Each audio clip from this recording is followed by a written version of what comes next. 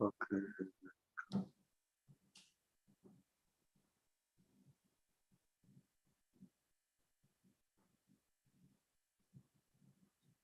أصيل أنت الآن الهوست، تمام؟ عندك الفول كنترول. تمام.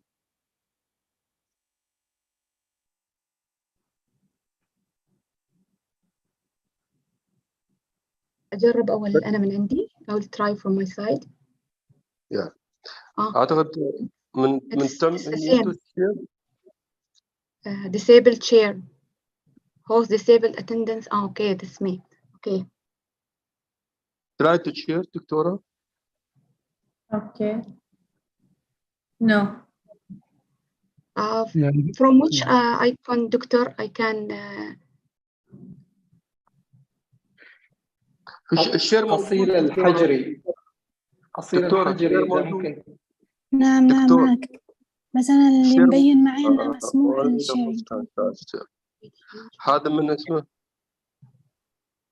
حصلت الخصائص؟ في السيتنجز دكتور. الحين how many أصيلة we have here? We have أصيلة الهوست والأستاذ أصيلة. Okay, so you are talking to أصيلة الهوست. الهوست أنا حزرية. يعني أصيل البلوشي ولا الحج؟ أوكي. أنا أصيلة الحجرية والحزرية.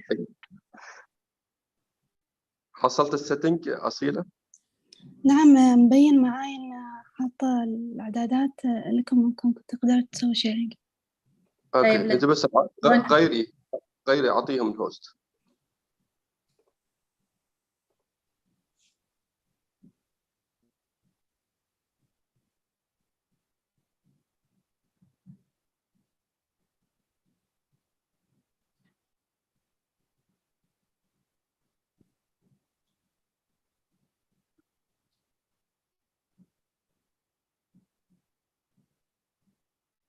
Please try now. جابوا الحين. I can. Only host can share. غريبة. Yeah, for me no, it doesn't work.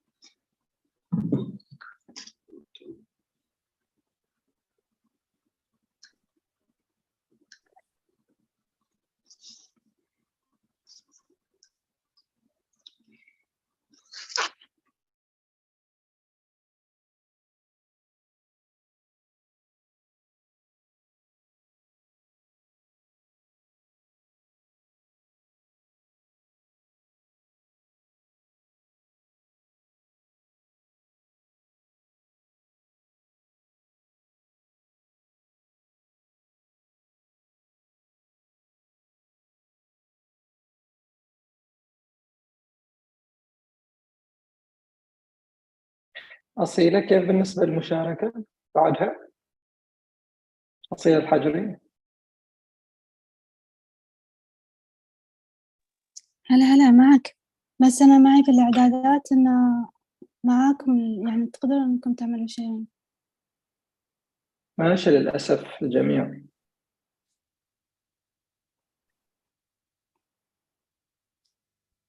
وش مذكور في الإعداد؟ مذكور البارتيسيبنت أو البارتيسيبنت والهوست كلهم مسموح لهم إنهم يعملوا شيء. إيش عندك خيار؟ أنا برسل لك صورة عشان أأكد لك. تبغى تشوف؟ أرسل لك That's عشان fine. التأكيد، لأن عاد بحاول مرة ثانية بحاجة ثانية أو شيء. سويها disable وسوي له enable مرة يمكن يصير. عملت نفس الشيء هالطريقة، سكرت وشغلته بس still.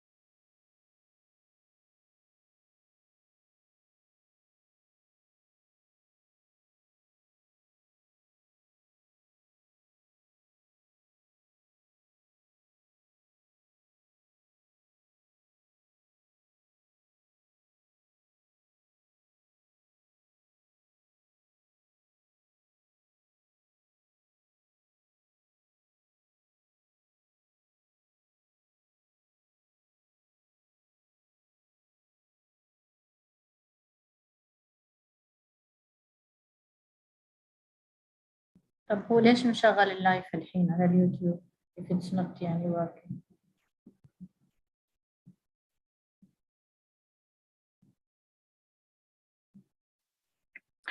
I would recommend that we start and till they fix it, because in the live I think مثل ما تفضل دكتورة it's already streamed live, so let's The live start. is on. And so let's start, and once they fix it we will start sharing the PPTs. What do you think? I don't know. I think maybe.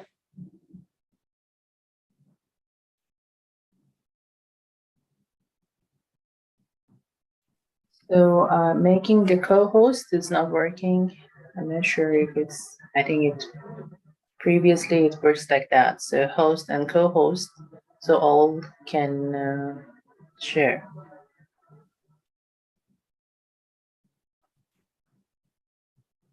There is technical problem now. Hilal, Mr. Hilal is working on it to fix it.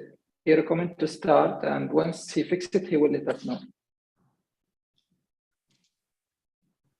Okay. So we So shall we now? carry on. Yeah. Okay. It's over to you, Roshad. Okay, sure.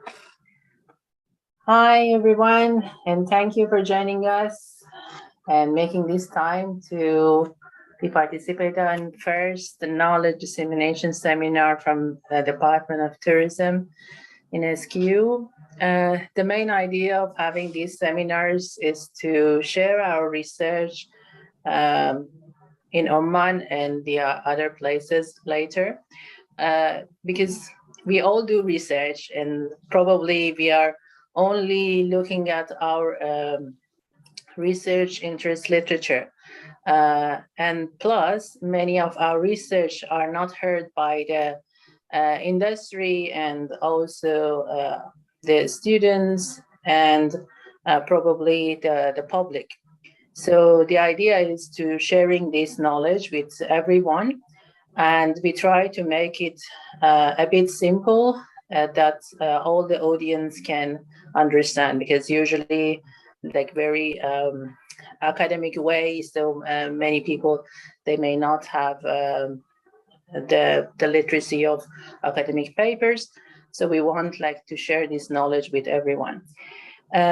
This time we have like 3 valuable guests: Dr. Masouma Al-Baluchi, assistant professor in SKU, Dr. Saeed Al-Mushrafi from Ministry of Heritage and Tourism, and Ms. Asila Al-Baluchi from Ministry of Heritage and Tourism and working in the Children Museum. So they are sharing their recent research, and I want to invite Dr. Masouma to share her research about the pandemic before and after in Oman. So they have like very interesting research about the information they have. So it's from the deterioration before and after the pandemic. So how tourism and hospitality change in these years. Dr. Masuma, the floor is yours. And thank you again for accepting the invitation. Thank you, Dr. Rashad, for your introduction. So I'm going to start without sharing the presentation now until the technical problem is solved. I will start my presentation. It's an analytical reading of the Omani tourism and hospitality industry figures from 2019 to 2022. My study is divided, or the presentation is divided to three parts.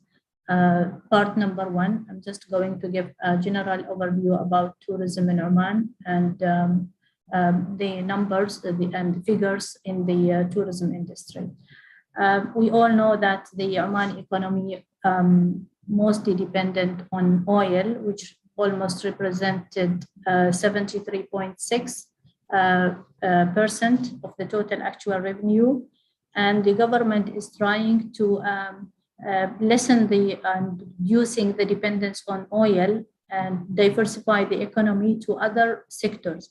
And tourism is one of the major sectors that the government is giving a very high attention to.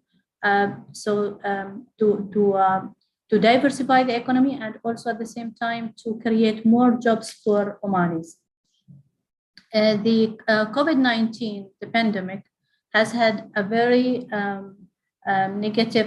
a very high negative impact on tourism and hospitality employment, affected several employment categories and levels, especially those with low education credential and skills.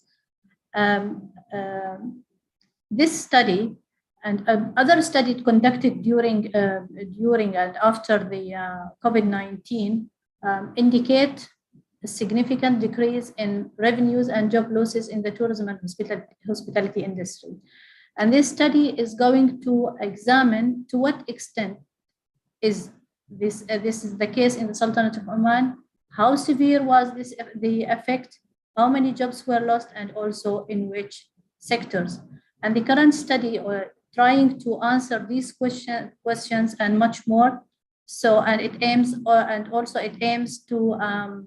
to assess the impact of COVID-19 on the tourism and hospitality industry, which is going to be through the analysis of statistics and figures from the UNWTO, the Omani Ministry of Heritage and Tourism, and also from the Omani National Center for Statistics and Information.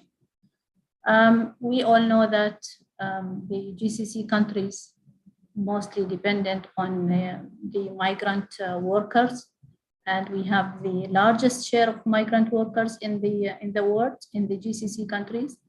And this dilemma has two faces. On one hand, the unemployment between citizens is a pressing issue on governments, and on the other hand, the workforce depends on expat on a large extent. So, to face this issue and to solve this dilemma, the government of Oman trying to lessen the dependence on non-Omani workforce.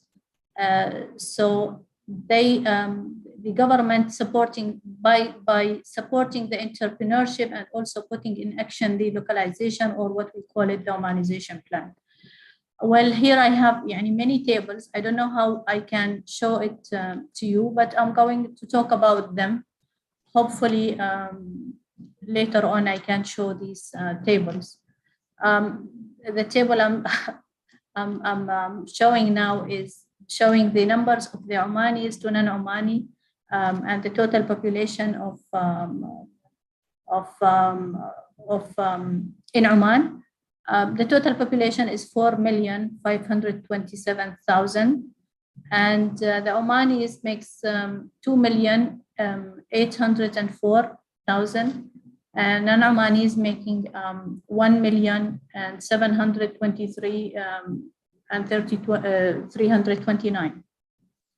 The percentage of Omani to non-Omani is 62% to 38%.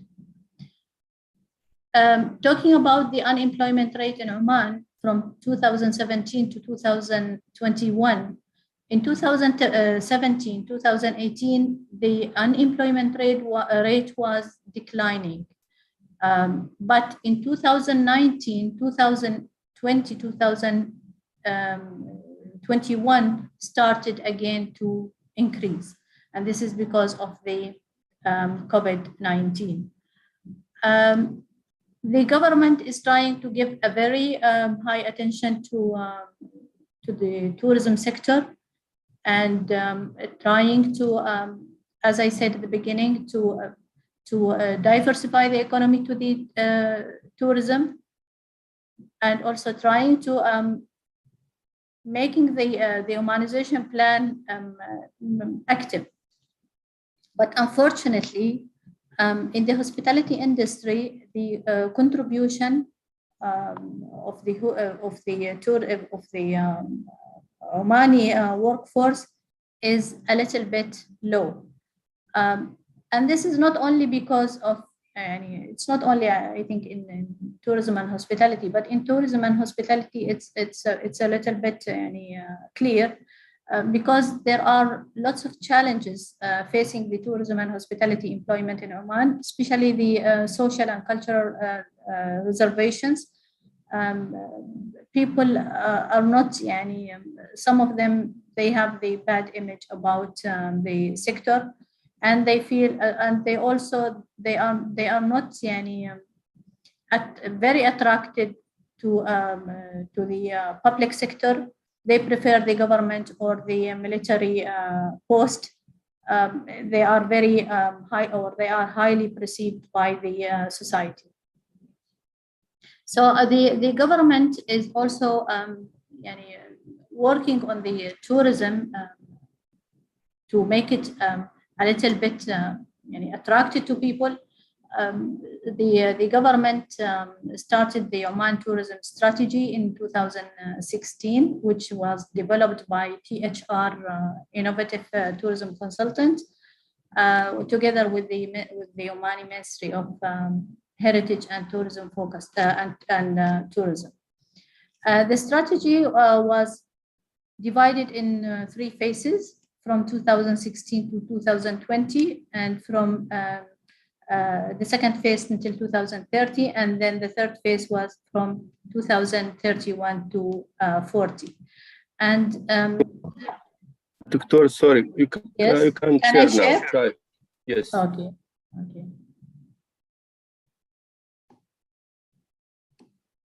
Yes. Okay.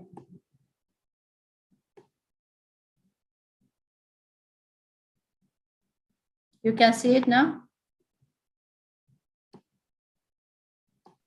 Yes, doctor.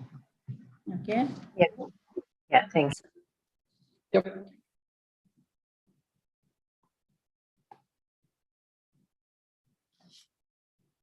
So the Oman strategy, the Omani tourism strategy was divided, as I said earlier, that it was divided into 3 phases, from 2016 to 2020, 2030, and then from 2031 to 2040.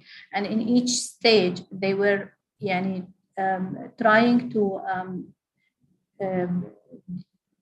developing and creating more hotel rooms, so to be able to create more direct jobs to Omanis in the sector.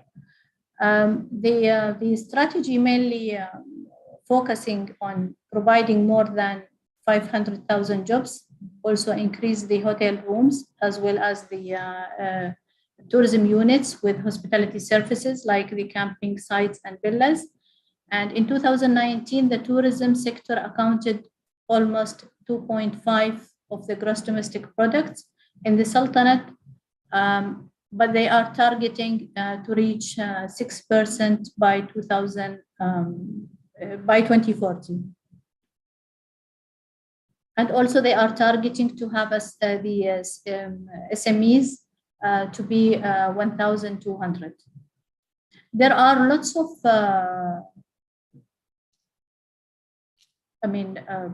precautions that are done by the government through the pandemic. And there are also a recovery plan have done,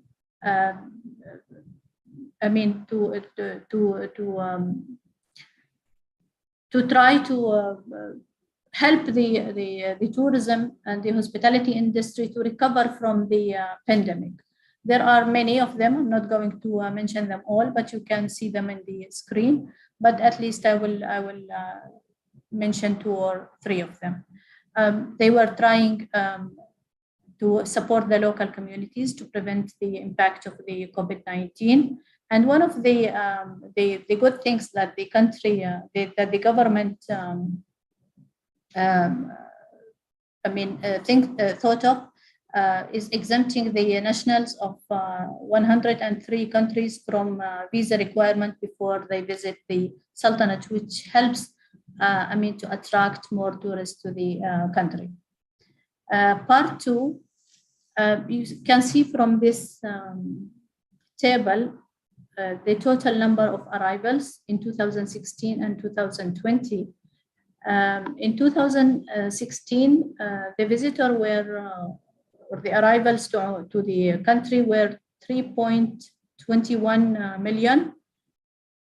And you can see that it completely, declined in 2020 to be 869,000. So, which affect the tourism expenditure in the country. In 2016, it was $2.32 billion, and it became 669 million, which is very less. And if we look at this table showing also the arrivals during during 2021 and 2022 from January to June. The total number in 2021 was 122 and 83, 835. And in 2022, the number increased to become 1 million and above. One of the important things and one of the significant things that happened, that the number of the rooms and the number of accommodations, different type of accommodations and different categories were increased, especially the 4 stars and the guest houses and the green lodging. The total number in 2019 were 492, in 2020 547, and in 2022 were 630. So, which shows that the plan that the Omani strategy was almost accomplished or in the right way. The number of hotel rooms, these are the number of hotel rooms from year 2015 to 2021. It became to 29,056. So looking at the tourism activities that licensed by the Omani Ministry of Labor under the umbrella of tourism and hospitality, the activities goes under 5 categories: the accommodation, food and beverage, transportation, retail stores, and activities and entertainment. This is the table that's showing the different activities. Altogether, they are 74 activities. I don't know if you can see them. we will also notice that from this table that some of the activities are available in some years and they are missing in other years.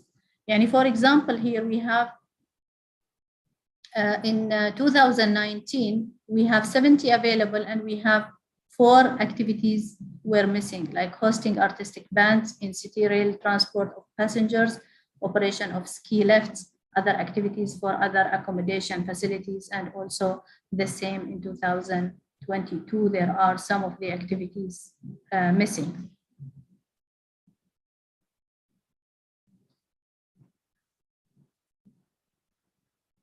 So if we talk about the tourism workforce in Oman in 2019, 2020, and 2021, the industry, I mean, during the pandemic, the number of workforce decreased, and it reached its maximum in 2021. The industry lost almost 2,365 Omani employees, which almost 14% of the Omani workforce, and this was during the pandemic. We can look at the table here, the Omani workforce and the non-Omani workforce. This is in 2019. The total number was 16,450, which makes a percentage of the Omanization percentage is 10.5. In 2021, the number of Omani workforce was 14,000, but we can see that the percentage is a little bit, the Omanization is a little bit higher than in 2019.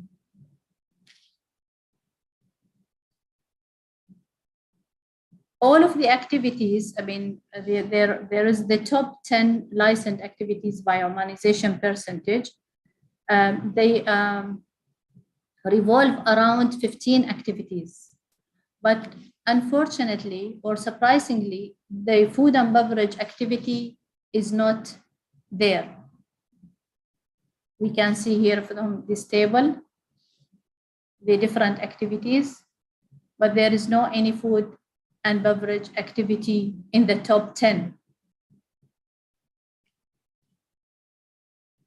And although there is one of the activities, the catering companies, it's there in the tables and it has a very high percentage. However, it's not in the top 10 activities, like here. The percentage is in 2019 was 15.4, in 2020 16.4, and etc. We can continue the table. Also, further analysis of the tourism license, tourism activities, and we break it down into post. It will be demonstrated in the next table, which represent the 25 posts.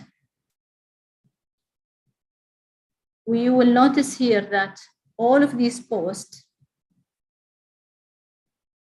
are 100% Omanization. The Omanization percentage is 100%.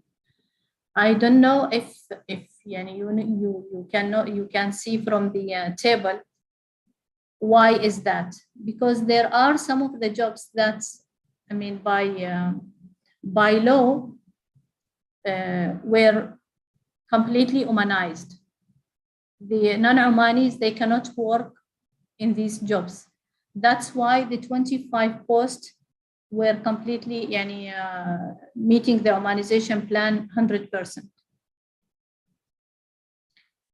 And the other job that also on the top 25 posts by Omani employment figure until end March 2022 was the air host, which make a very high number also. I don't know if the table is clear to you here. It is. Yeah, okay. Then we also try to highlight the Omani the figures according to the Omani female and the Omani male, and divided these activities according to the gender. So here we can see this table, the number of males working in the different activities, and the number of females also working in other in these activities, and the number of Omani females in the catering companies also a little bit high. This is showing the Omani workforce and the non-Omani workforce, and we will see the percentage. You will notice that the percentage of tourism, the Omani workforce, the male and female together, and the total is only 0.5, and the non-Omani workforce is 6.8. Although the number of Omanis are high, but the percentage, when if we look at the percentage, if the number is very high, we can, let's say that we have 1,000 of workers and 750 of them are Omanis. So the percentage will be only 75. But if we have a company that has only 2 Omanis, the percentage will be 100%. So if we compare the percentage to the numbers, sometimes it doesn't show the clear picture. So it's always better to depend on the numbers instead of percentage. So the last thing, I'm going to talk about the conclusion. This study revealed some important facts using the up-to-date figures from the ministries and from also the UNWTO. Showing that the pandemic has a very high impact on the industry and has a very negative effect on it. And the tourism and hospitality registered activities, they are all fell under 5 major categories as follows: accommodation, food and beverage, transportation, retail stores, activities, and entertainment. Some of the activities were present, as I mentioned, in some years, and some are missing in others. The employment figures also led us to understand the COVID-19 negative effect on the industry workforce. And if we talk or compare between the Omani and non-Omani, the study revealed that the dominance of expat is more to Omani. The Omanization figure also in the period of the study was 10.5 to 10.9 of the total industry workforce size. Based on the gender comparison, the study revealed the discrepancies between Omani male and female in favor of males. Some of the industry activities have more Omani employment than others, and this is for a different reason. It's not only for the pandemic, but it goes. It depends on other factors such as educational qualifications or the social perceptions for some of the jobs. At the end, we can say that figures of Omani employed in the tourism and hospitality industry out of the whole Omani population is very small. These are the references that used for this study. And thank you. Well, later on, if you have any questions, I will be glad to answer it. Thank you. Thank you very much, Dr. Massima. Very interesting figures and information that you gave us. I know there is many information in the slides. Yeah, I know. It's unfortunately we have this technical issue in the beginning. We are looking forward to see the paper soon, so at least we can enjoy the information later. Yeah. I think we put the Q&A session at the end. So if you have any question from Dr. Massima, so if you can keep it until the end. And now we start with Dr. Said Al-Mashrafi. Dr. Said, thank you again for joining us. And we are looking forward to seeing your presentation on local community participation in rural areas. It is one of my research interests. Actually, my PhD was on rural tourism in Malaysia, so on homestay. So it is, yeah, all waiting for your presentation. Thank you. The floor is yours. Many thanks, Rukshat, and Dr. Hamad as well for inviting me to participate in this wonderful seminar. Dear respected brothers and sisters, Assalamu alaikum wa rahmatullahi wa barakatuh. My presentation focuses in concept of local community participation approach in famous destination, rural destination Oman, based on the collected data between 2016 to the end of 2019. So I can just share my presentation. Dr. Massima is better, much better than me in referencing. It is my fault, but let's see. Desktop.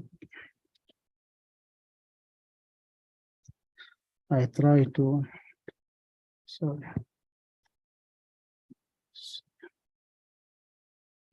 What happened? I have issue to share my. Yes, if there's a problem.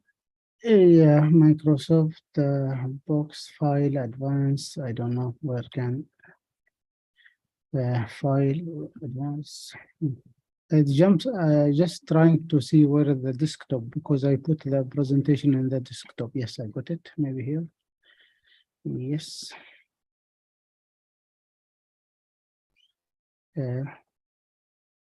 Is it clear for you? Is it clear for you? Yes, doctor, yes. Yes. Yeah, Yeah, yes. it's Thank clear. you. Yes. So as I said before that, my presentation, it's just an overview of my PhD thesis based on the collected data between 2006 to the end of 2009. I'm just focused in the current community participatory approach in rural destination. I focus in two main rural destinations, Misfat Al-Abrayin village, which is in the Eastern Hajar, and Wadi Bani Khalid, specifically Muqal village in Eastern Hajar. The research background, just talking about the richness of these villages, which is attracted tourists, domestic and international tourists, and uniqueness of the natural and cultural resources. However, it seems insufficient community participation in tourism operation, which is hinder the effect the values, conservation, community well-being, and tourist satisfaction. This kind of the operation a bit conflicts with the existing plans that the Minister of Tourism at that time, which is adopted sustainable tourism as approach for the tourism development in rural destination. As you know that most of you are academics, and you when they launched the sustainable tourism in Rio de Janeiro in 1990s as a roadmap in order to help the planners and also the developers to take more responsible steps to balance between the economy and the conservation of the values. As you know, that the definition, one of the well-known definition that launched by the WTO, World Tourism Organization, about sustainable tourism, which is take account, which focus that tourism, which is take account all account related to the heritage conservation, or whether it's natural and cultural, community participation, and tourist experience. As you know, that from my modest or theoretical approach that I go through many of publications and literature review, I think most of you agree with me that there are 4 pillars in order to achieve sustainable tourism approach.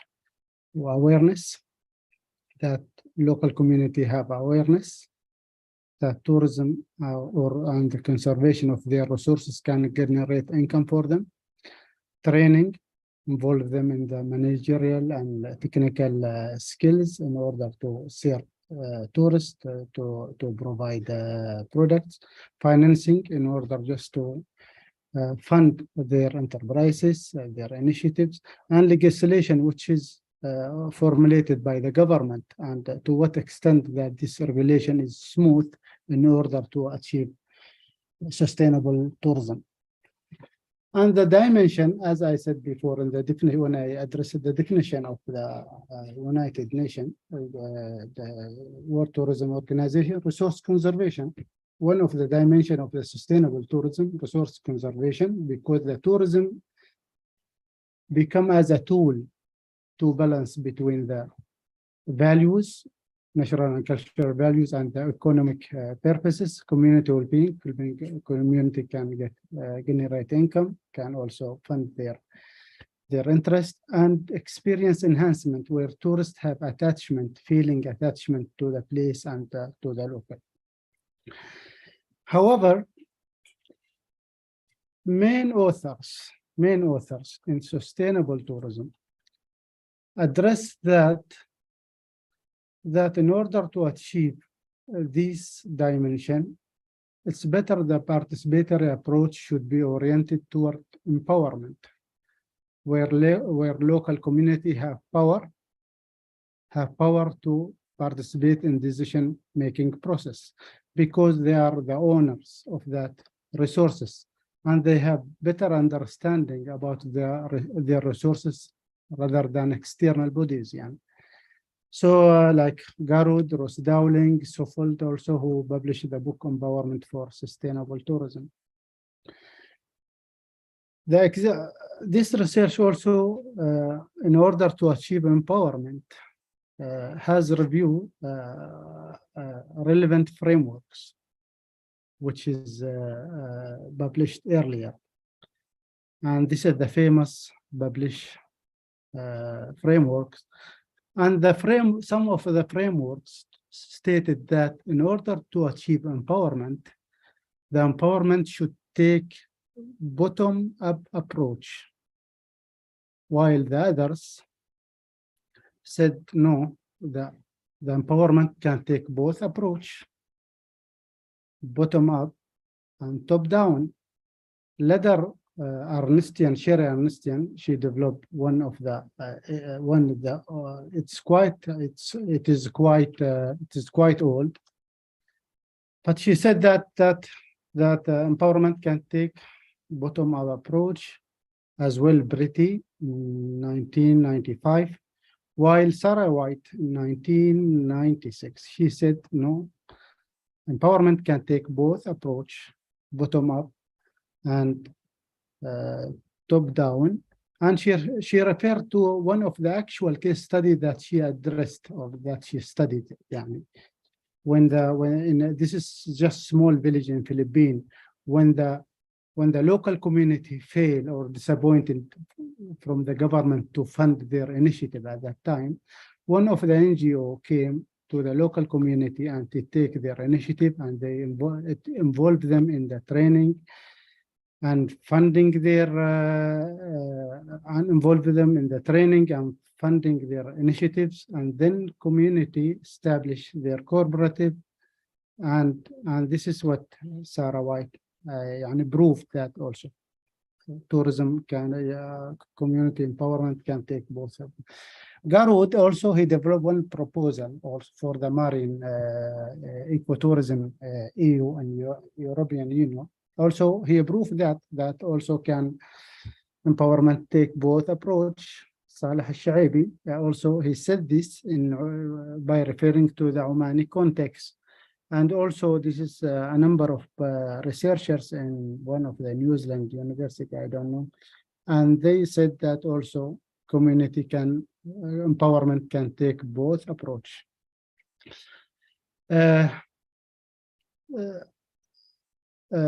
In order to investigate this issue and examine the dimension and the pillars of sustainable tourism.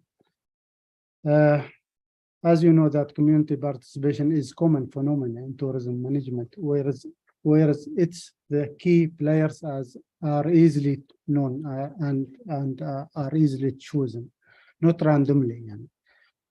Therefore, this research adopts qualitative research method to provide a better interpretation and in-depth information about this phenomenon.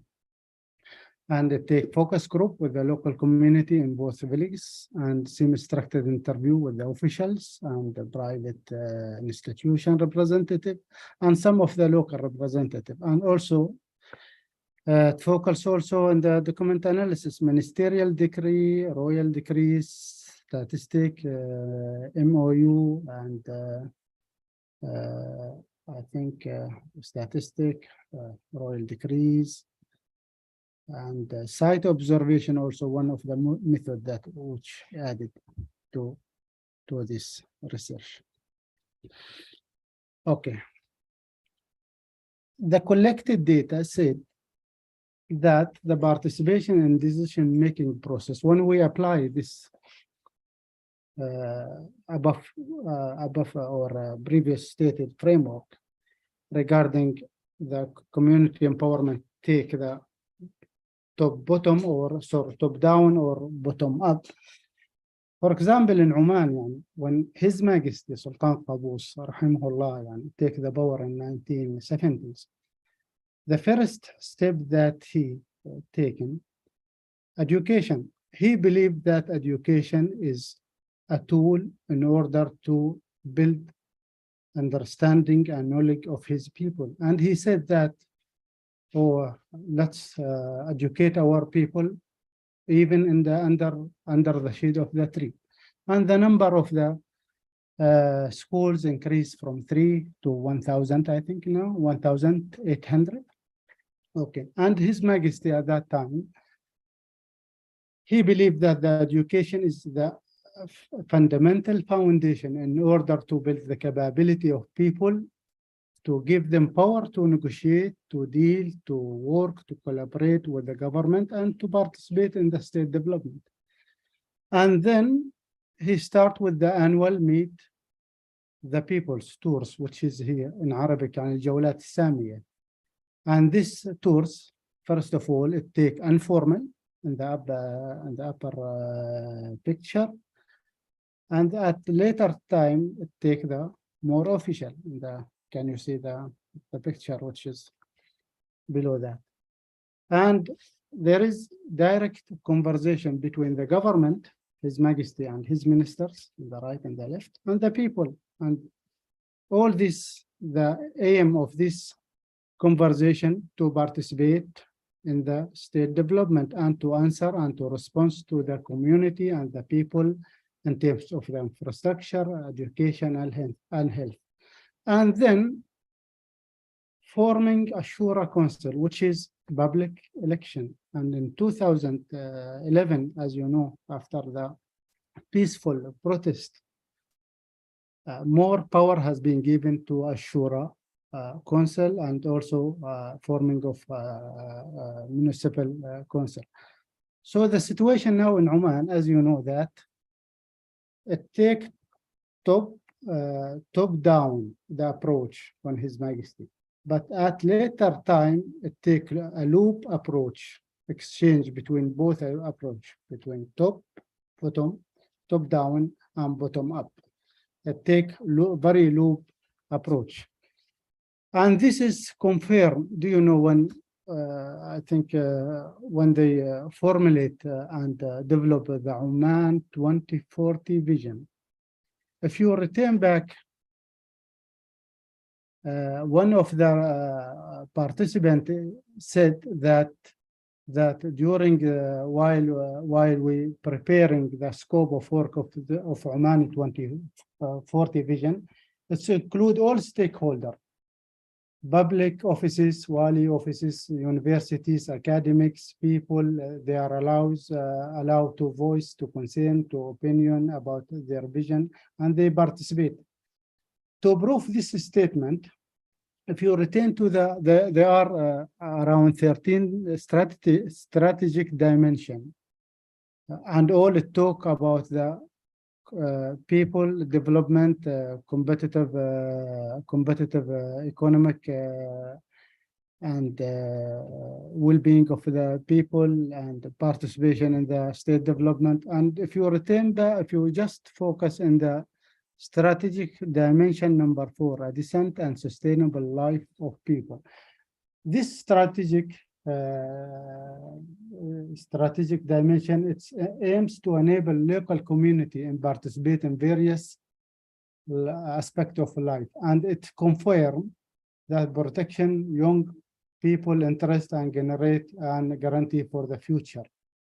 So it is stimulate their political and social economic participation and their contribution to shape the future. This is according to Oman Vision 2019. And also this is similar in the Oman 2040 strategy. I think Dr. Masoom already addressed this point, and the wider involvement of people, and there is campaign and there is visit to many regional places in Oman. And when we retain also one of the strategic dimension in Oman 2040 strategy is Oman experience and sustainable tourism development. And this is also, it maximize local people opportunities and involve them in the choice of their life, including decision-making, planning, and management process. So this is the current approach. Alhamdulillah, in Oman, the current approach for the community participation in the decision-making process, it take loop. It start from top to down, and then it take loop between both approach. The initiative, a number of initiatives, my research observed that a number of initiatives has been taken by the government and also the private sector in order to build the capability of local community. One of them is awareness raising tourism campaign, as you know, in 2005, tourism enriches, Siyaha Fitri, and then they involve social media, and they after that they hiring influential peoples who have skills and who have knowledge, and they are trust to share their knowledge and face-to-face conversation, then training also. Let's go to the slide. This is hiring influential and expert. Dr. Badr, Ustad Badr Dehli, I remember that I took his consent to publish his this picture, his photo. Give talk to the investors in Sharqiya, and one on the top just share his. He's one of the influential in the website. Just give advice for the tourist.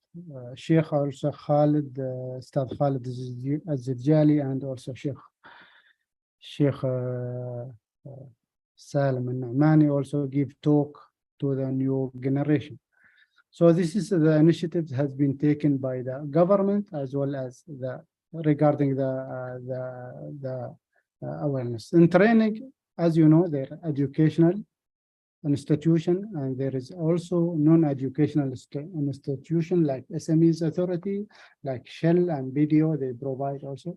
And there is also training for employment program, التدريب المقرون بالتشغيل, which is provided by Ministry of Labor. However, despite this, a number of training provided and free for the youth, still the generation prefer to work in the public sector, as you know, that is less working hours, comfortable working environment, and they guarantee in the end of the month that they get their salary. So this is some issues that has been observed. And awareness also one of the substantial step has been taken by Minister of Culture and Heritage. At that time, they published some of the clauses just to educate people about the values of the heritage cultural resources, and which is one of the fundamental steps that has been taken. And also regarding initiative also coming from the Ministry of Heritage and Tourism in order just to encourage local community to invest in their resources. As you know, that heritage logs and guest house, green homes, if you remember, if you see in the figures from 2016, heritage lodge increased to the 5, guest house to the 53, and the green homes to the 37. This means that people in Oman, alhamdulillah, have better understanding about tourism. Previously, yes, they have a bit narrow vision about tourism, and they have negative vision, and they thought that tourism is conflict with their traditional, but alhamdulillah, now they have better understanding about tourism. They involve, they listen, they exchange their views also with the officials, with the tour operator. Also, they travel around the world. Plus, the efforts have been taken by the government and Ministry of Heritage and Tourism in order to enhance the capability and understanding of people of youth. Also, one of the documentation that happened also to preserve the cultural, this is a documentation of myth and legends, which is completed and in order just to preserve the oral history and how to involve this kind of the legends in the product development. And this is one of the significant efforts has been taken by the government.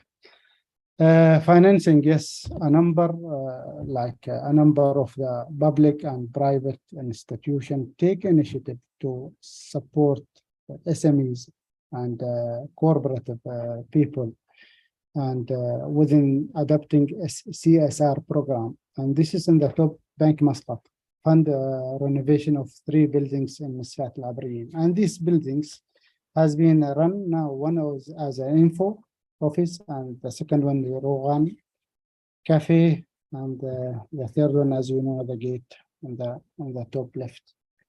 Salma Chocolate also, this is one of the initiative which is funded by the Umran at that time, and this is Salma initiative, one of the Omani women initiative, which is develop authentic chocolates, with the authentic ingredients. And this kind of chocolate today, it's offered for the VIPs, for the guests, and for the ambassadors. And when we're talking about the financing, yes, I know that the government also form a RAFD fund as a financial institution to fund the initiative of the youth and job seekers in order to establish their businesses and to reduce the reliance on the government jobs, and also to enhance the self-sufficient approach. Tourism, investment in tourism in a RAFD 31 project at that time. This is the statistic 2018, 2018.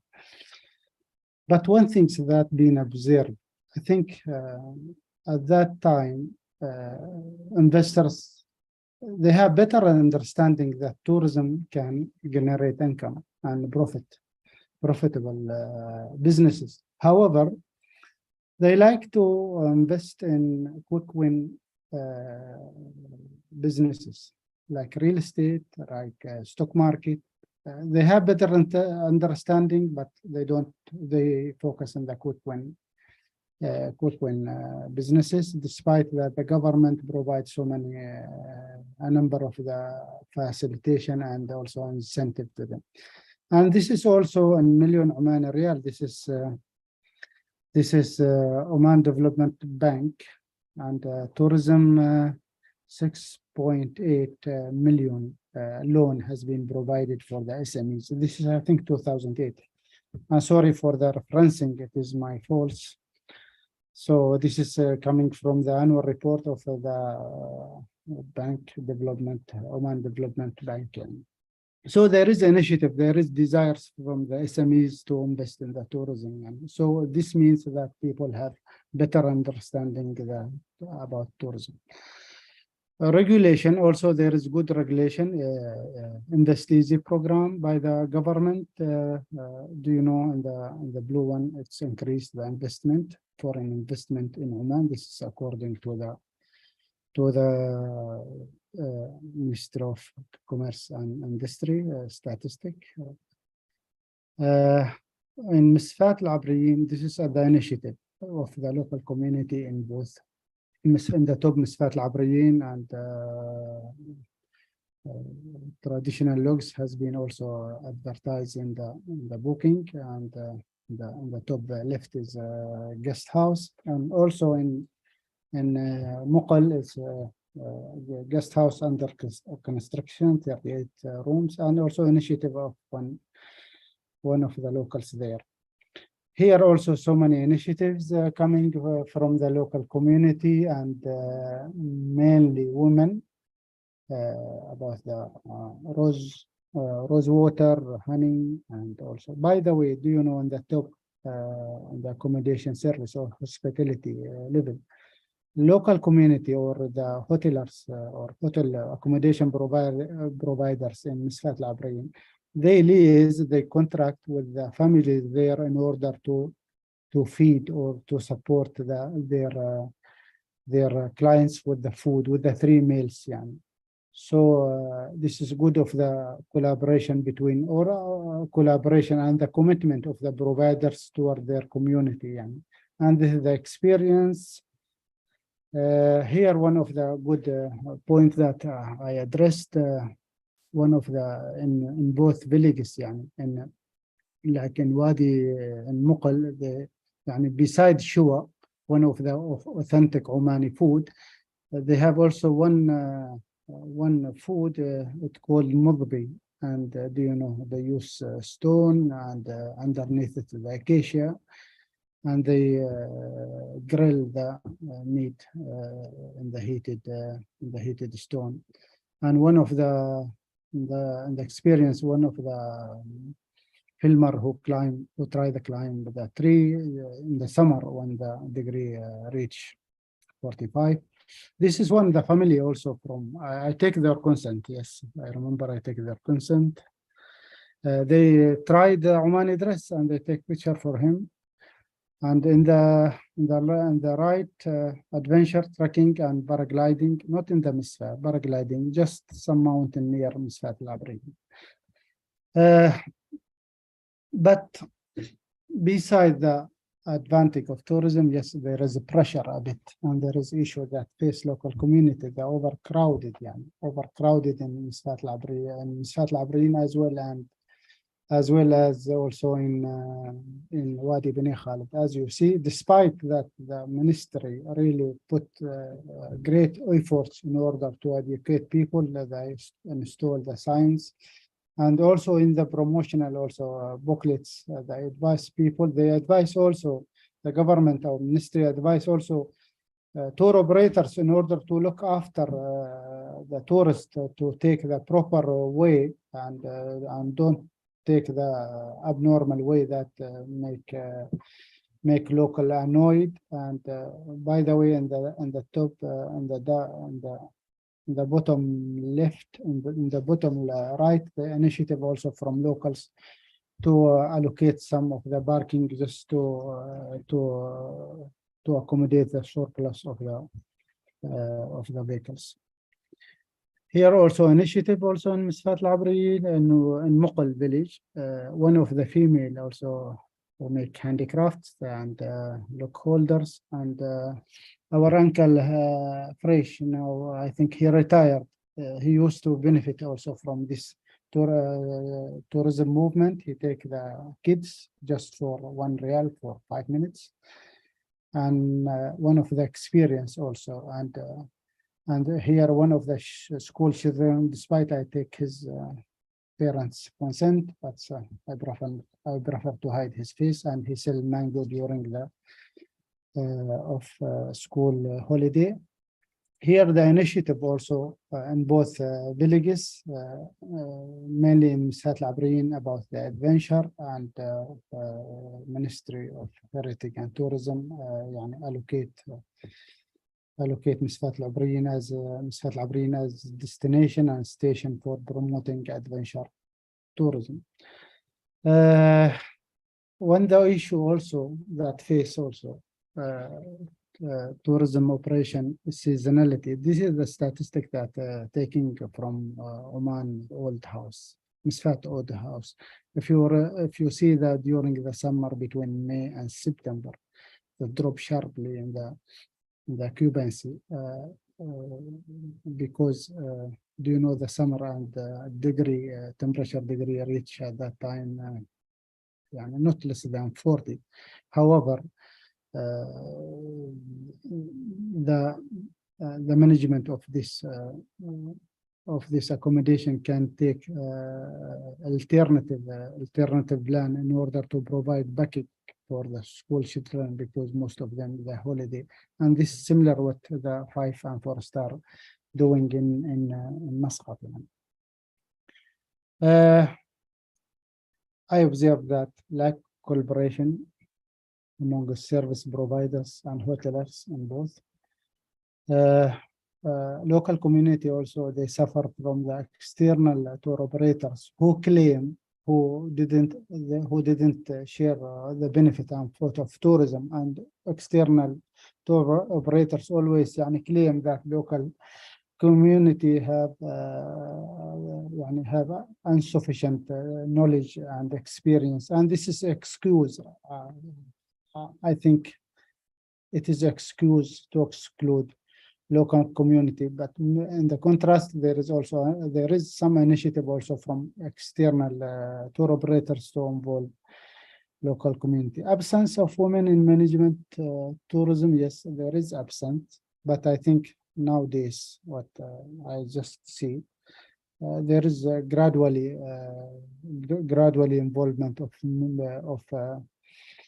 women in tourism operation. I remember that one story that I met of one of the accommodation provider in 2016, while taking the data, and he says story that one of the tour operator contact him in order they want to see women while they cooking bread, and they went to his place or to his village in order to, and they refuse because they are conservative, and they don't have that culture to interact directly with the foreigners. But today, alhamdulillah, people in both villages, they believe that tourism is cultural and cultural dialogue between the tourist and the local community, and as a tool for peaceful and increased understanding between them.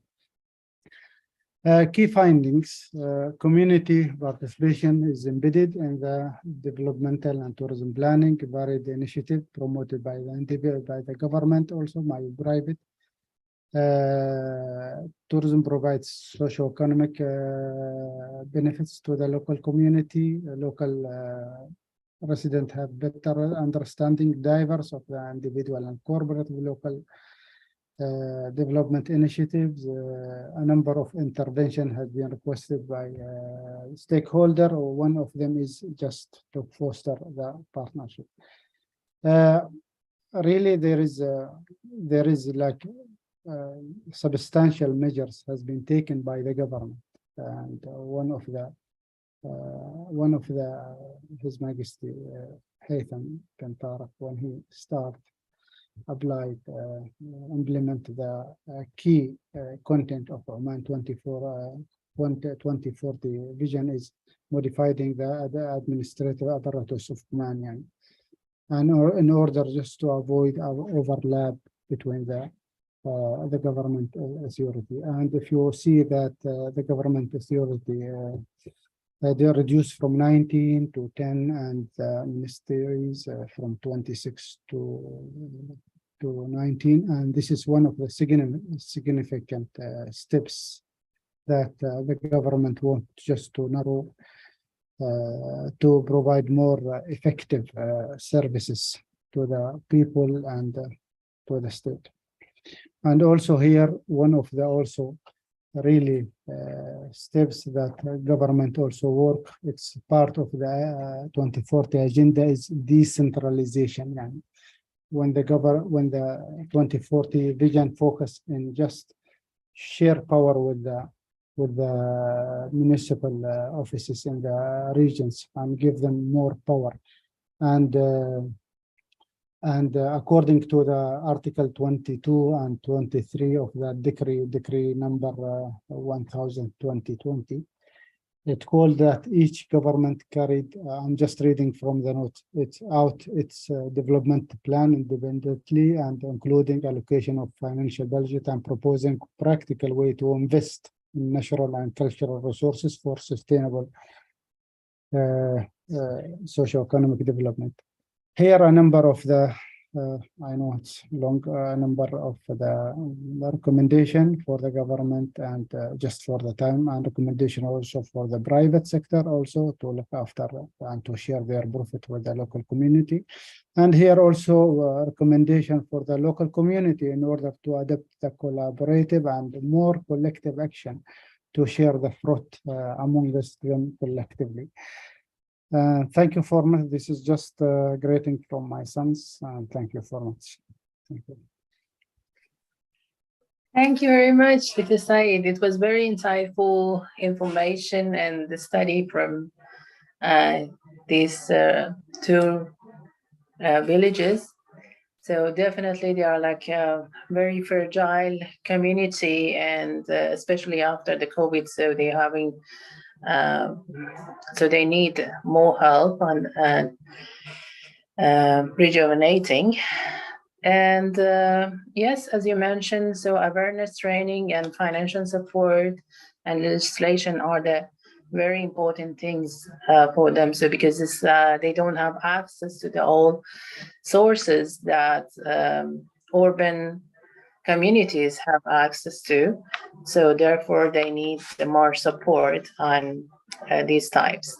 Thank you very much. We keep the Q&A at the end, and I want to invite Asila to continue and present her a study on augmented reality and how the augmented reality works in museum and visitor learning experiences. Yes, Asila, I think Dr. Said, you need to stop sharing your screen so Asila can share.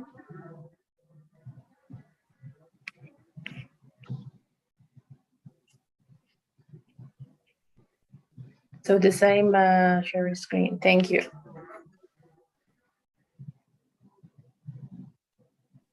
Asila, the floor is yours.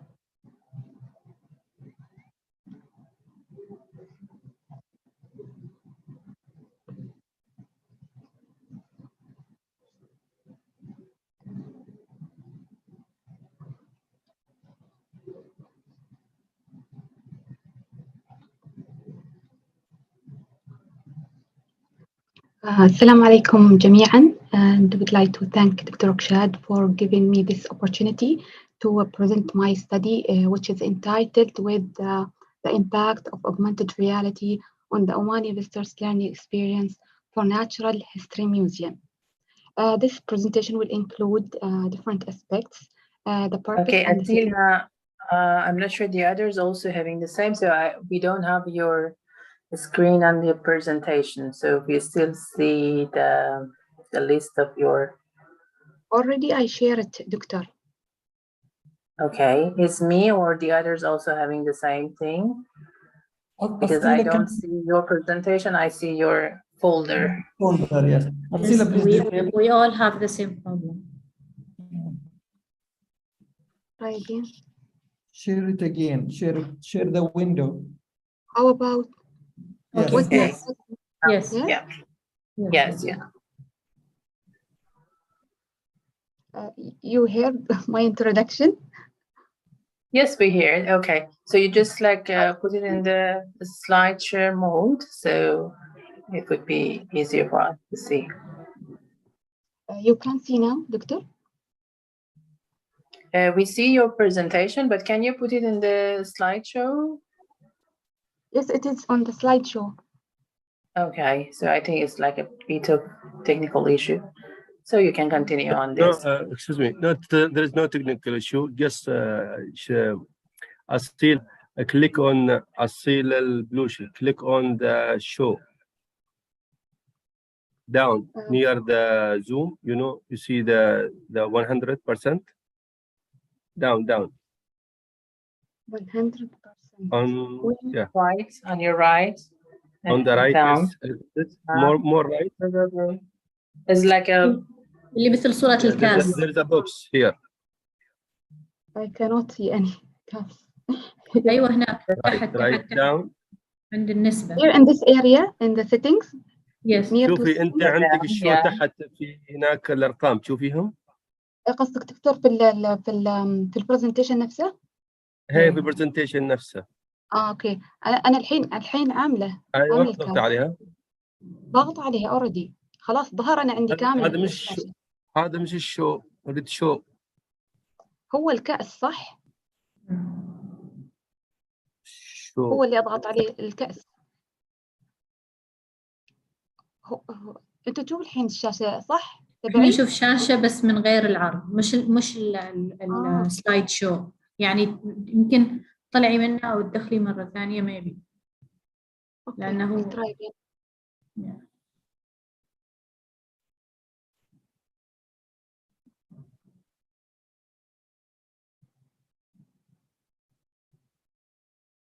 والحين and now you can see the presentation. click on the presentation يعني افتحي البرزنتيشن الملف. الحين فتحته. ما واضح معنا. حطيت الكأس نفس الشيء وأنا عندي كامل.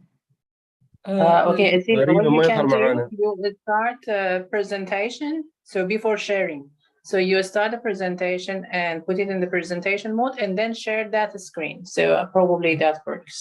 Exactly. Yes. When you share the screen, Asila, you select window, please.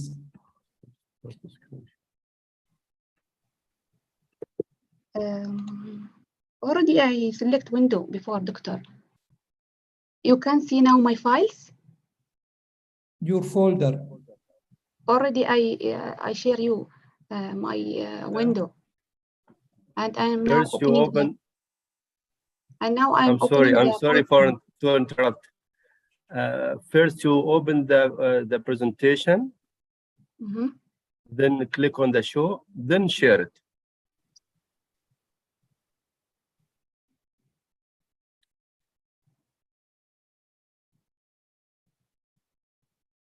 What? How is now? I think Victor will go with this. You can see. Yeah, okay. You go with this one. It's okay. No, because we see the presentation itself, not the show mode. It's okay.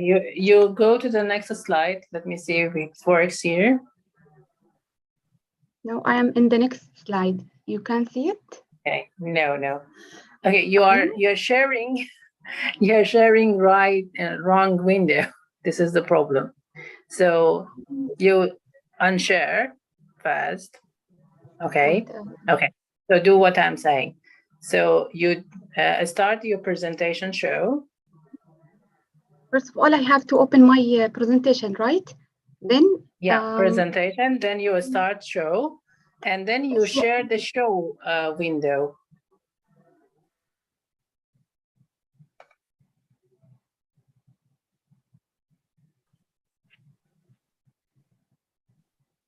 I did what you said, Doctor. Okay. No, it's not working. Okay. So even you can share because you know what we see. So we see your presentation before show. So you go to the next slide now. Okay, now it's okay. You will start with this. It's fine. Now it's clear for you, Doctor? We are in the content now. Yes. Yes. Yeah, okay. Is it clear? Yeah, it's follow with this one. Yeah. Okay. This presentation will include different aspects, the purpose and significance of this study. Also, I focused on theoretical framework and methodology. And finally, I will give a brief about the results and recommendations. First of all, as we all know that the tourism sector is one of the sectors that impacted negatively because of the pandemic. And I think this kind of crisis could give opportunity to rethink tourism and create another opportunities or different experiences for the tourists. Technology also can be a solution for in these cases, and augmented reality can also be used to not keep the tourist isolated from the attraction that they need to visit. First of all, I will give a definition for augmented reality.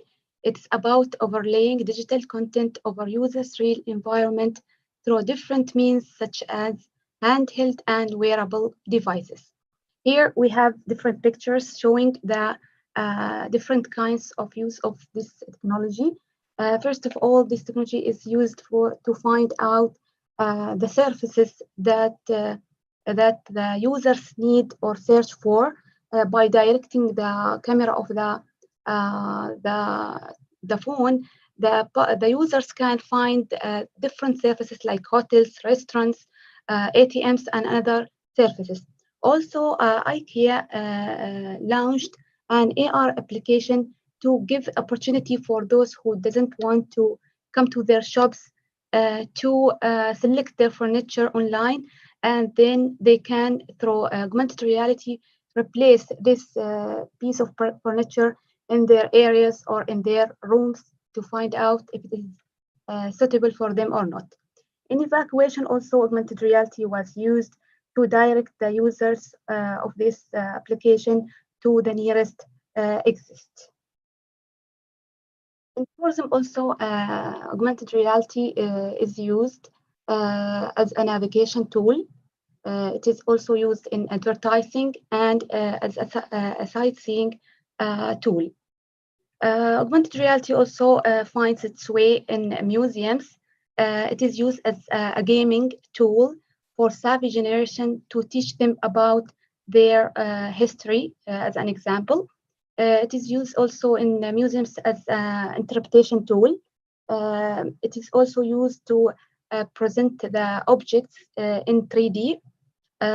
We have also here in this picture some kind of use of this technology in restoration. We have damaged objects, but when we direct our application, AR application, toward this objects, the application can restore the damaged parts of these objects. So it is give an opportunity for damage.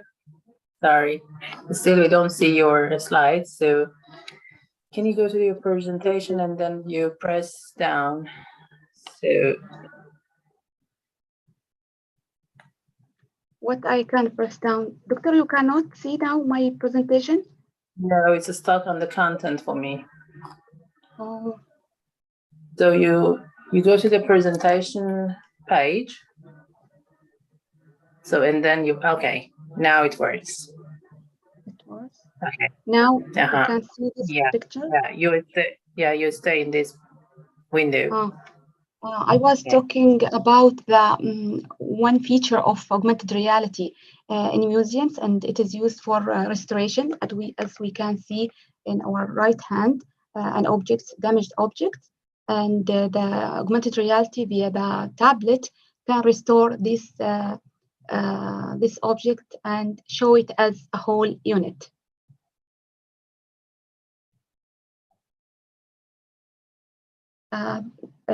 Also, augmented reality through different studies, different studies found that augmented reality can enhance learning experience in a museum. Why we said learning experience? Why we didn't say just visitor experience? Because several studies find that among the main reasons of visiting museums are learning and acquiring knowledge. So in this study, we focused on learning. And also different studies find that augmented reality can enhance learning experience in museums. So this study aims to explore the impact of this technology on visitors' learning experience compared to the available traditional methods in natural history museum represents in the written panels. This study also a significance because there are limited studies that focuses on understanding the use of this technology in tourism, attractions in general, and specifically in museum context. So this study will provide an insight into visitors' learning experience through using a tablet AR method. Also within Omani context, according to my knowledge, there is no study in a museum studies the impacts of this technology on visitor learning experience. So this study will be the first that explore those impacts. The location of the study, as I mentioned earlier, is the Natural History Museum. We selected specifically the Whale Hall exhibition in the museum. This hall includes different objects related to sea creatures. But for this experience, we selected the sperm whale because it was the main exhibits in this hall.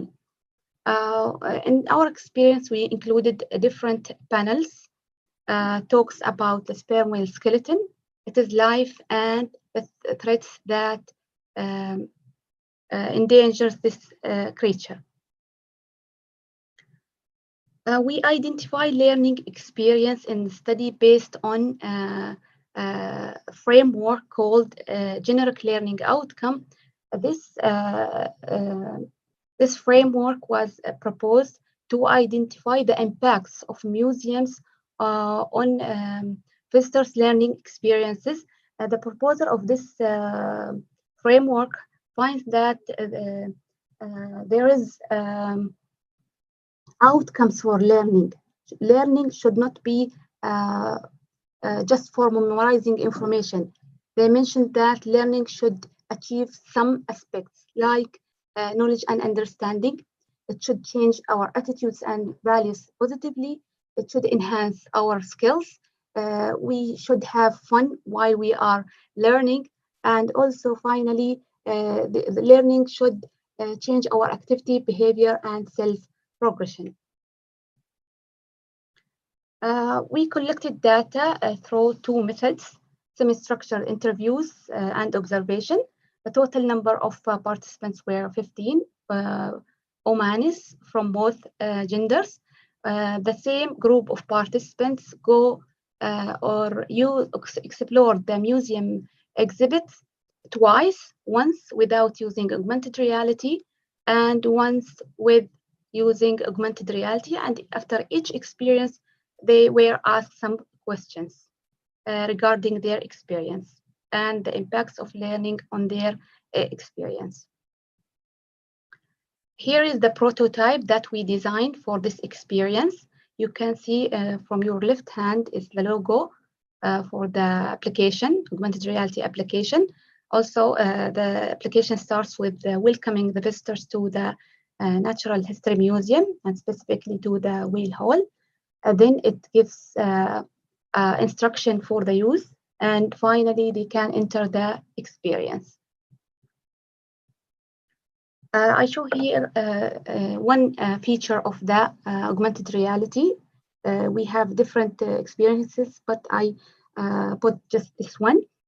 Here is a participant who used a tablet, an application of augmented reality, and she used a tablet. She directed her camera to the panel, and directly the digital content appear to her. She can see in your right hand 3D animation for the sperm whale. There are possibility to move this, make this creature move through buttons. Also through another buttons, she can hear the sound of this sperm whale. And finally, she can also read some textual information about the sperm whale. Also, we added another feature, which is a recorded guide video, which talks about also the sperm whale. This is just one example. And here we have two participants. One of them is exploring the museum exhibits without using any technology, and another one is exploring the museum exhibits with using augmented reality. This slide is giving a brief about the profile of the participants. They were 15, 8 females and 7 males. Most of them were highly educated, and most of the participants were between 30 to 39 years old. We will start giving information about the results of this experiment. First of all, the first theme, we asked the participants in both experiences about the facts that they learned from both experiences. What is interesting is that we find that participants without using augmented reality, they remembered or they recalled more information than with using augmented reality. But at the same time, they were not satisfied about how the objects were interpreted through the textual descriptions represented in the panels. On the other hand, the participants who used augmented reality, they found their experience more beneficial because, as they mentioned, that this technology facilitated learning and made acquiring knowledge more easier and deeper. But in both experiences, they find their experience beneficial.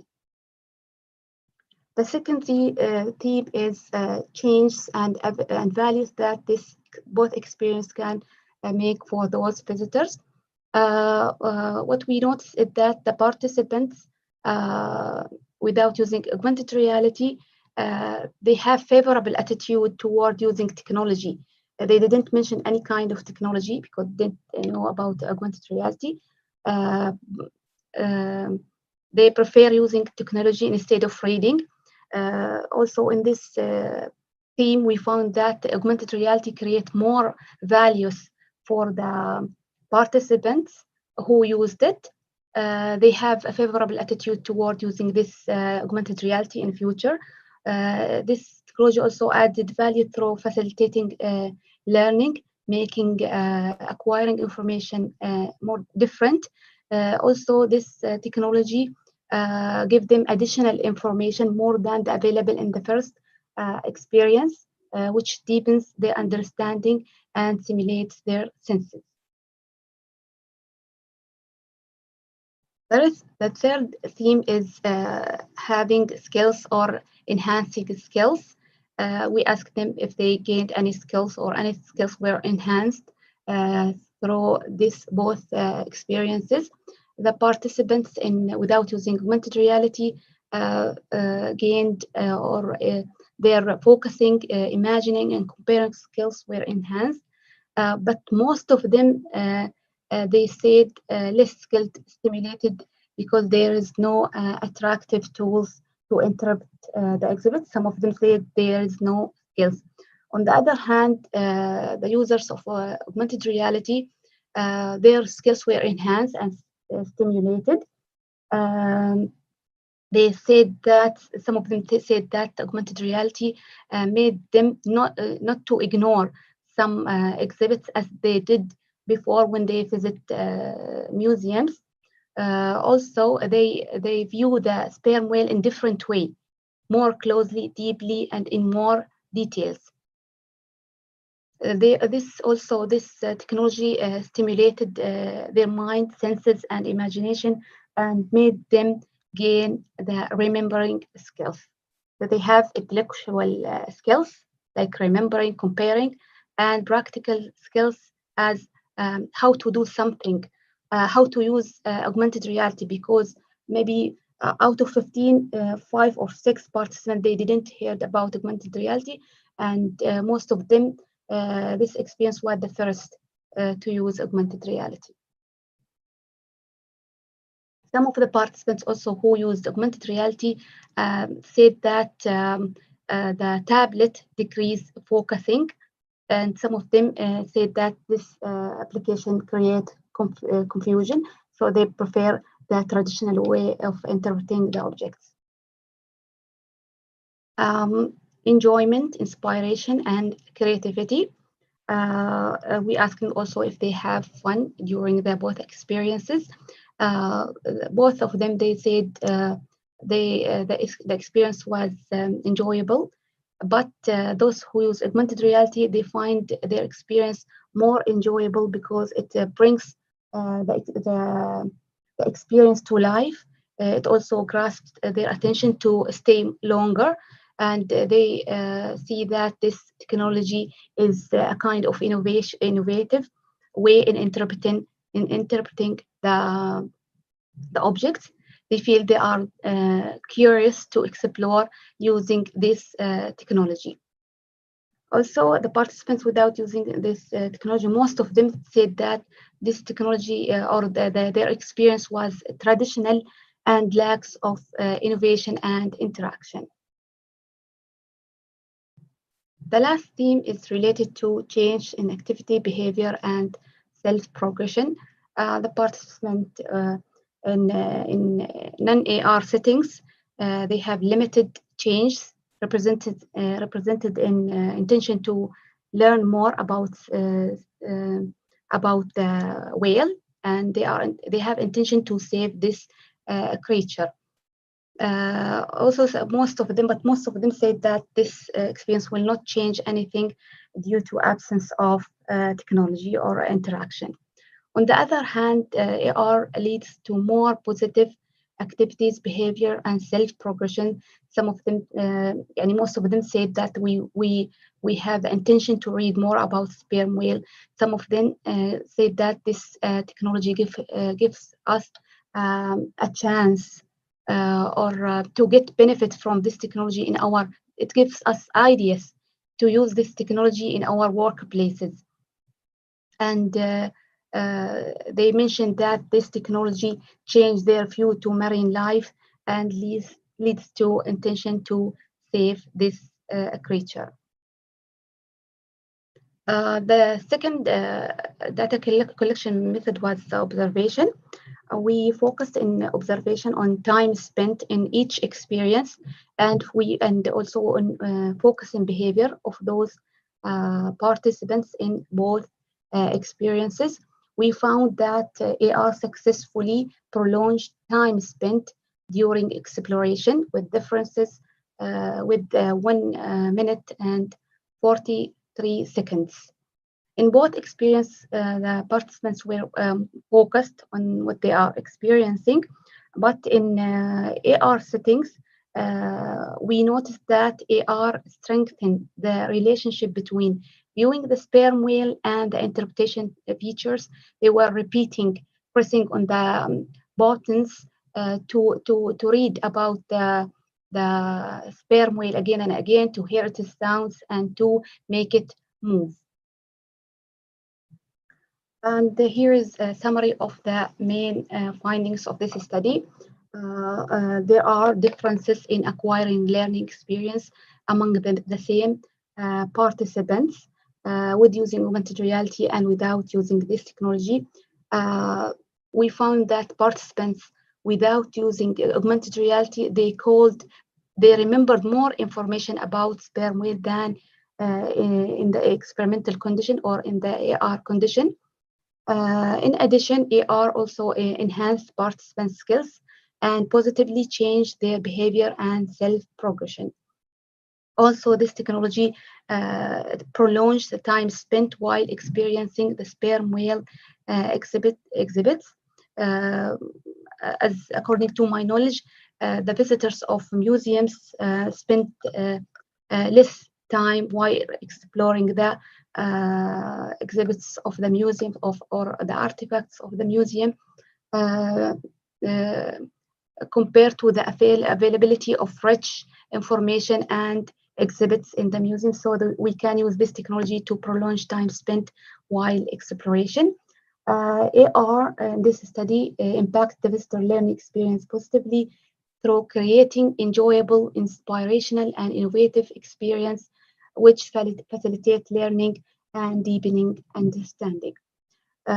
Furthermore, AR created favorable attitude toward using this technology in the future because it created interaction and brought experience to life.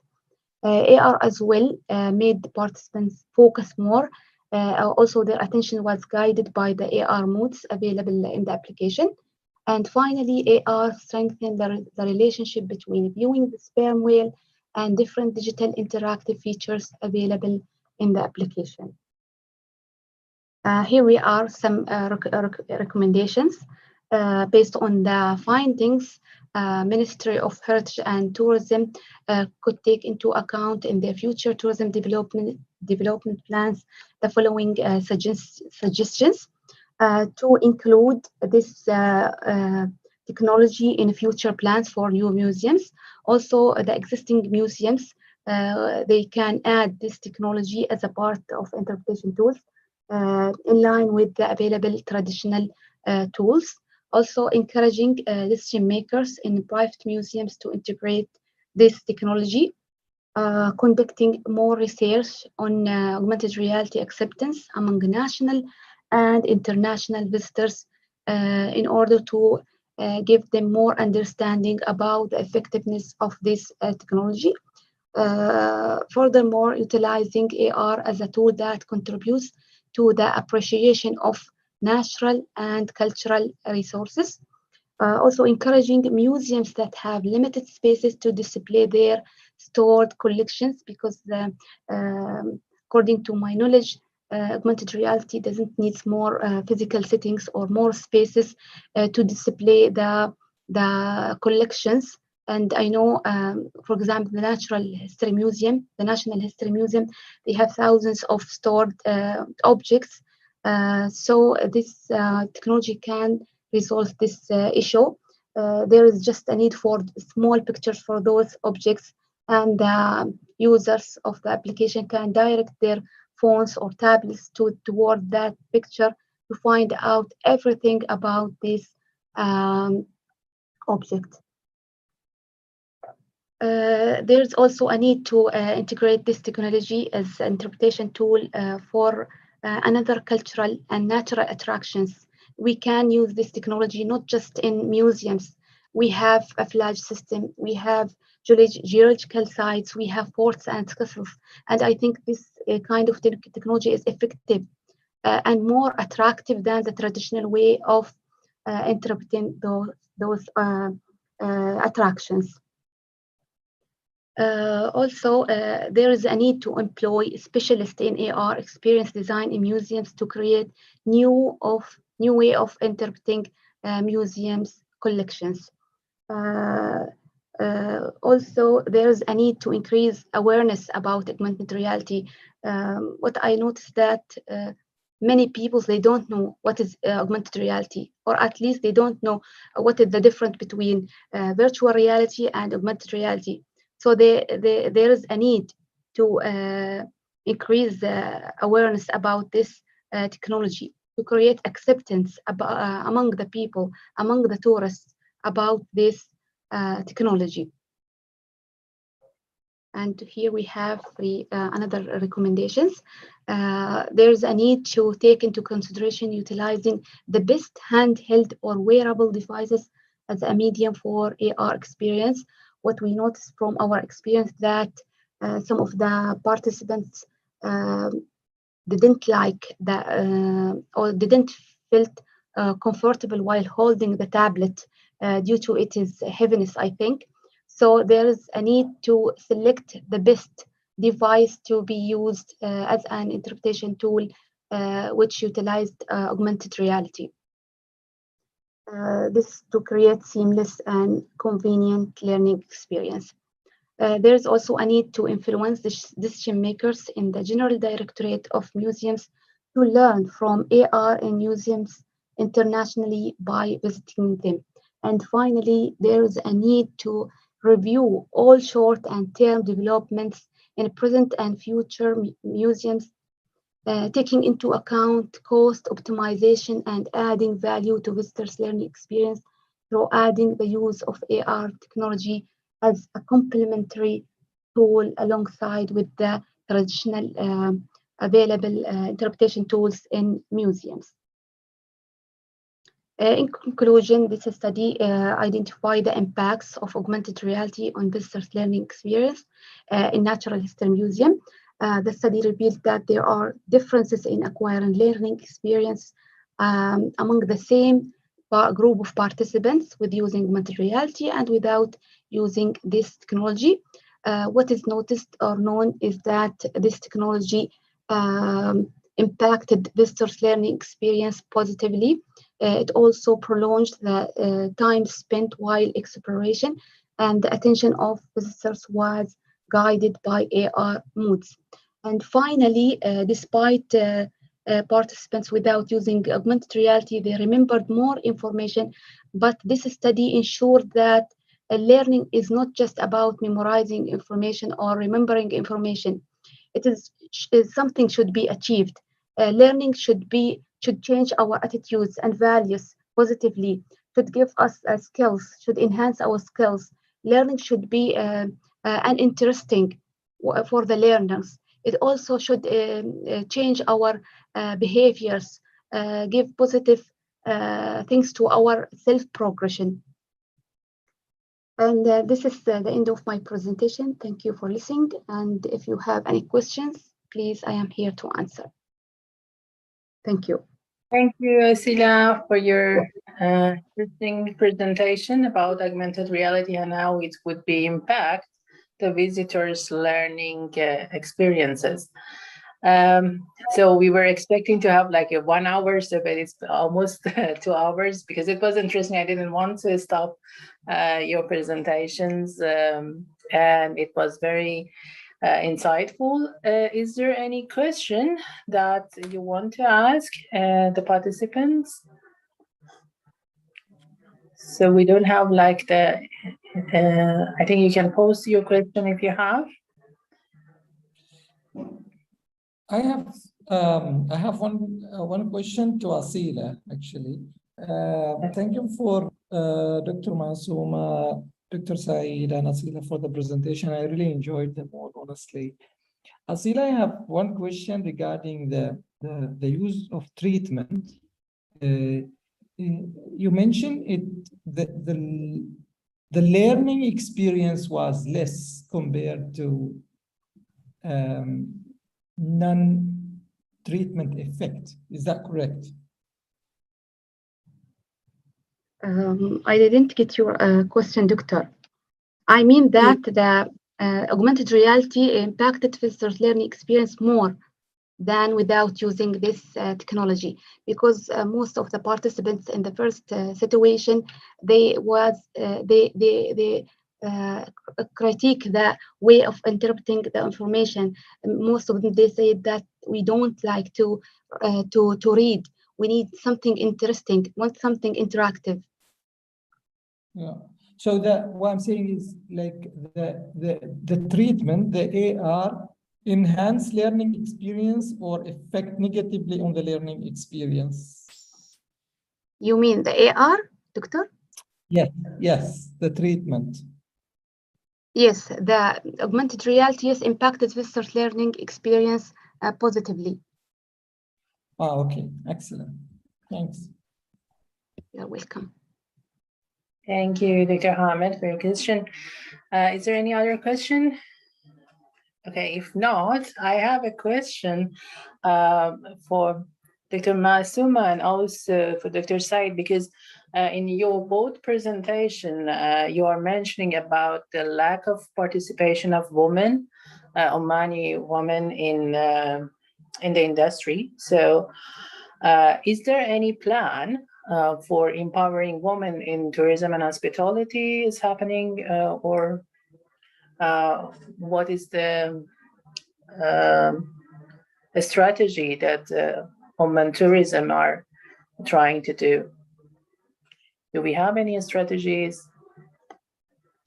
Dr. Masuma, if you are aware of any? Dr. Rukshad, with regard to this point, you know, the participation of women is not completely absent, but it's a little bit less than, I mean, the female are less than male in the industry, sure, because of different reasons. The government was trying to enhance and to encourage the females to participate in the industry in better way, by, you know, like the working hours, like flexible working hours, and they don't have to stay late for their shifts. They can leave early. They don't take like evening shifts. Although, you know, we have some of the jobs other than the jobs in the tourism and hospitality industry. Mostly, I mean, most of the jobs, not like the physician, the general physicians, or the doctors, and also the nurses. But, you know, it's just the nature of the industry and the image and the perception of people with regards to this industry. It's hindering a little bit the female from participating completely in the industry. However, the government is trying to encourage females and trying also to put a better working conditions for them. And I think it's very obvious in the strategy, the Oman strategy. I don't know if Dr. Said has something to add. Yes, please, Dr. Said. Thank you so much. As Dr. Masuma said, I think now good progress regarding the women participation in tourism and in socio-economic development.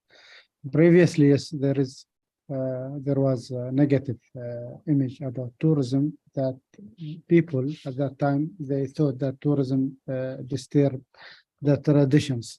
But in fact, alhamdulillah, now during the good efforts from the government also, and from the private sector also, from Ministry of Heritage and Tourism, in order to encourage the women participation.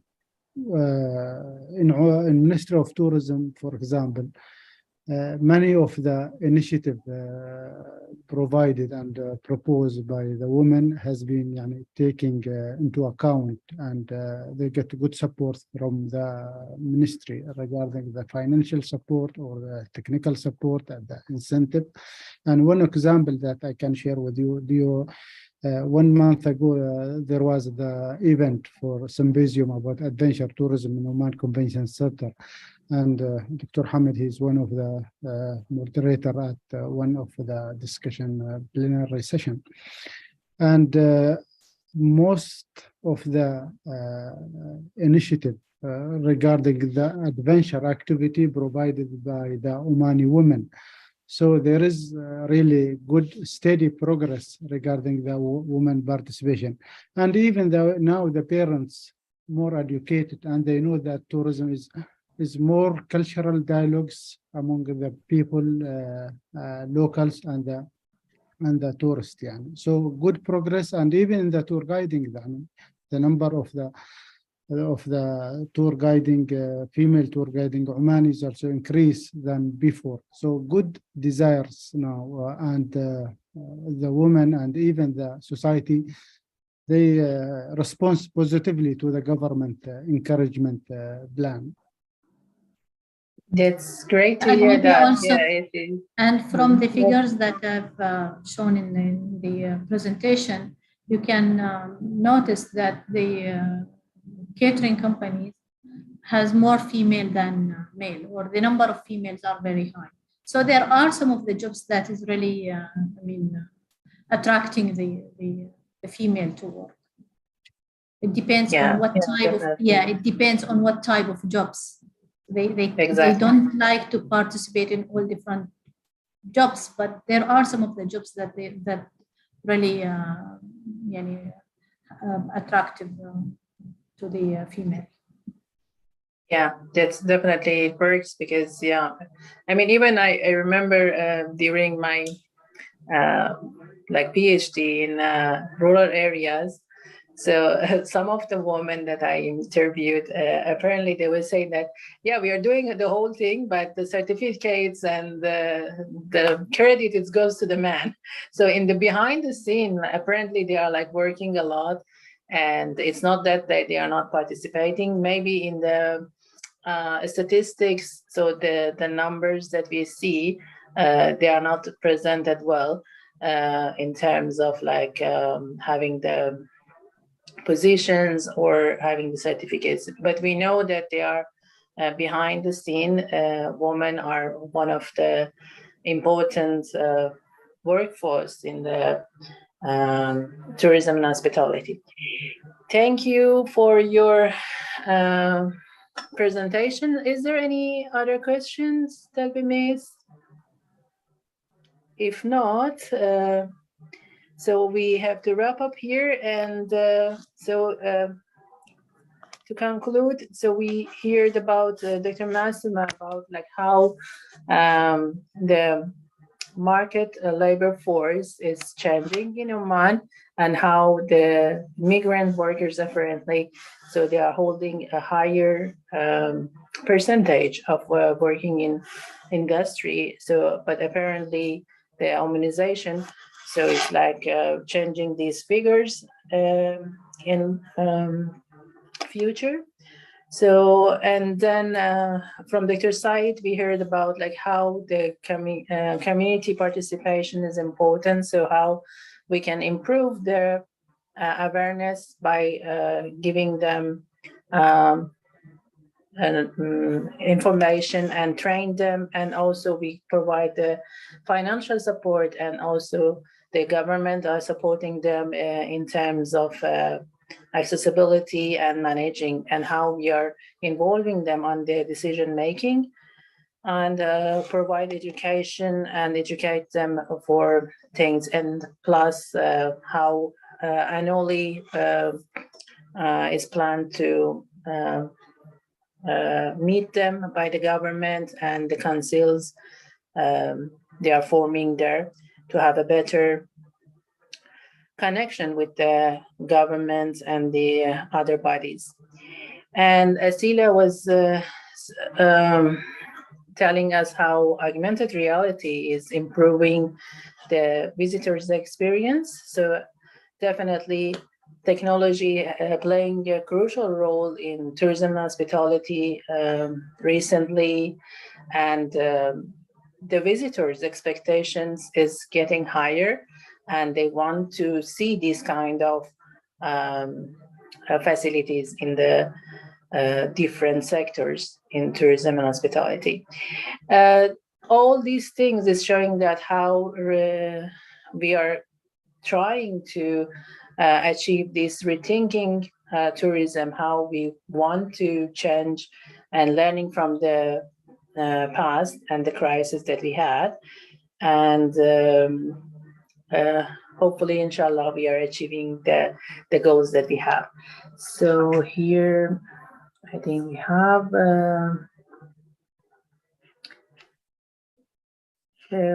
I don't think, okay, we don't have any other questions.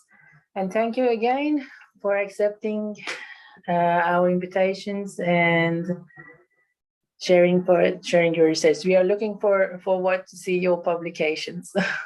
Yes, thank you so much, Dr. Rokhshad, for inviting us for this seminar, and thank you Pleasure. all of the teams that participated in organizing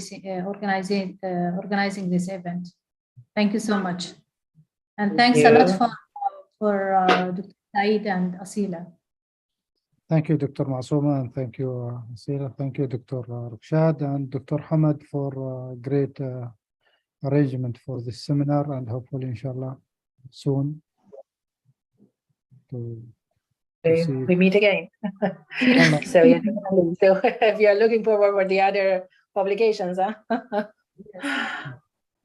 Thank you very much. And yeah, Sila, thank you. Dr. Saeed, Dr. Masooma, and Dr. Hamad. Shukran, Asila. Thank you. Shukran. Okay, have a very nice evening, and You too. also have a good weekend. Yes. Early weekend. Huh? Early Okay, weekend, no, so tomorrow we still have to go to work. Not me. I'm not going. Yeah. Okay. Have a good night and see you Okay, soon. thank you. Good night. Thank you. Okay. Bye. Bye.